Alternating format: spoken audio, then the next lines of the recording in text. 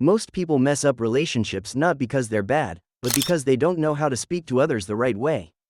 In this part, I'll give you 9 simple principles to influence people without arguments or pressure. First, begin with praise and appreciation before pointing out anything wrong. Start with something good. For example, instead of, "You did this wrong," say, "You've done great on this part, and I think we can improve this small detail." Second, call attention to mistakes indirectly. Don't attack people head on.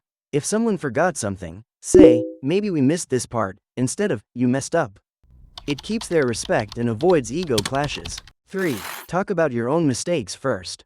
Make it easy for others to accept correction. For example, say, "I used to make this same mistake too.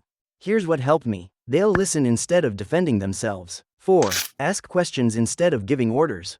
People follow better when they feel involved. Instead of saying, "Do this," ask, "What do you think about trying this?"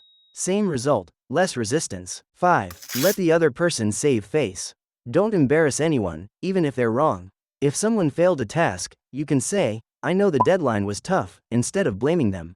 Respect makes people try harder. 6. Praise every improvement. Even small progress deserves recognition. If a friend, coworker, or sibling does better than before, say, "I noticed you improved in this, good job." It motivates them to grow. 7. Give them a good reputation to live up to. Speak to people based on who they can become. For example, say, "You're someone who pays attention to details. I know you'll handle this well." They'll try to match that image. 8. Encourage and make faults easy to fix. Don't make problems look impossible. Say, "You're already halfway there, just a small tweak and it'll be perfect." Confidence makes people act instead of quit. 9. Make them happy to do what you suggest. People follow when they feel respected and valued. Instead of forcing things, show them the benefit. For example, say, "If we do it this way, it'll save both of us time." So remember, start with praise, correct mistakes indirectly, mention your own faults first, ask questions instead of ordering, protect people's dignity, praise small progress, give them a good reputation to live up to, encourage them, and make them feel good about your suggestions. If you apply just one of these principles, people will react to you differently.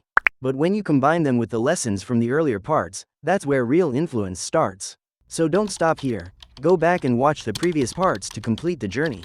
And if you're new here, subscribe to Think-Vana so you don't miss what's coming next.